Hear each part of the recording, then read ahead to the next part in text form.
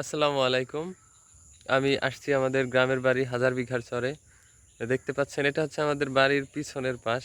এখানে বিঘার পরে বিঘা কিন্তু শুধুমাত্র ভুট্টা ক্ষেত। আর ভুট্টা ক্ষেতের পরে ওই যে দেখতে পাচ্ছেন ওইখানে কিন্তু আহ, ফরিদপুরের অ্যামাজন যেটাকে বলা হয় সেই অ্যামাজন জঙ্গল এবং এর পিছনে কলার বাগানও আছে। এই যে দেখেন ভুট্টা কিন্তু এখনো ছেঁড়া হয়নি। এই যে প্রত্যেকটা গাছে এই যে একটা করে বা সর্বোচ্চ দুইটা করে আছে। এই যে দেখেন এর মধ্যে কিন্তু ভুট্টা এখনো ছেঁড়ার সময় হয়নি। বেশিরভাগ গাছেই একটা করে, দুই একটাতে দেখা যাচ্ছে দুইটা করে আছে।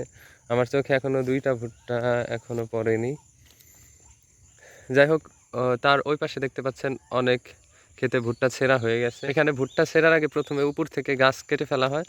দেখেন উপর থেকে প্রথমে গাছের বড় অংশটা কেটে ফেলা হয় এইভাবে, তারপরে হচ্ছে ভুট্টা ছেঁড়া হয়, এতে ছিঁড়তে সুবিধা হয় মাঝখান দিয়ে। আসলে এখানে আসলে অন্যরকম ফিলিংস হয়। আমার শৈশব কেটেছে এই গ্রামে। ছোটবেলার অনেক স্মৃতি মনে পড়ে যায়। খেলাধুলা, স্কুলে যাওয়া, ছোটবেলার বন্ধু বান্ধব যারা ছিল তাদের সাথে স্কুল শেষে বইয়ের ব্যাগ মাঠে রেখেই খেলাধুলা শুরু করে দিতাম। তারপরে এই যে যে পিছনের মাঠটা, এইখানটাতে আমরা বিকালবেলায় আমাদের যে ছাগল ছিল ছাগলগুলা নিয়ে আসতাম। এরপরে ছাগলগুলা ঘাস খেতে, আর আমরা হচ্ছে এখানে বিভিন্ন রকম খেলা খেলতাম। এই খেলা খেলতে খেলতে অনেক সময় ছাগল দু একটা হারিয়ে যেত, অন্য কারো খেতে চলে যেত। এর জন্য আবার বাড়িতে আসলে কিন্তু পানিশমেন্ট খেতে হতো।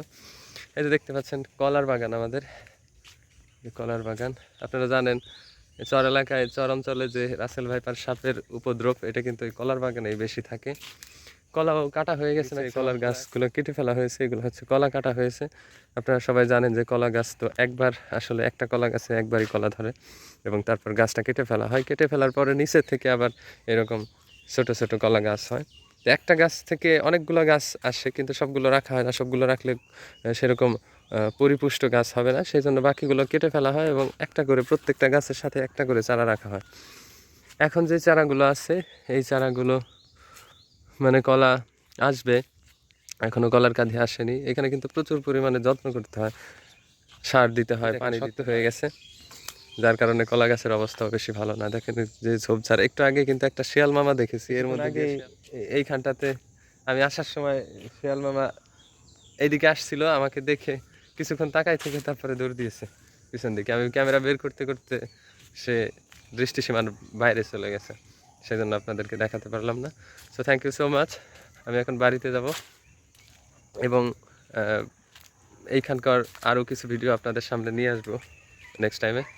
সে পর্যন্ত সবাই ভালো থাকুন। আল্লাহ হাফেজ।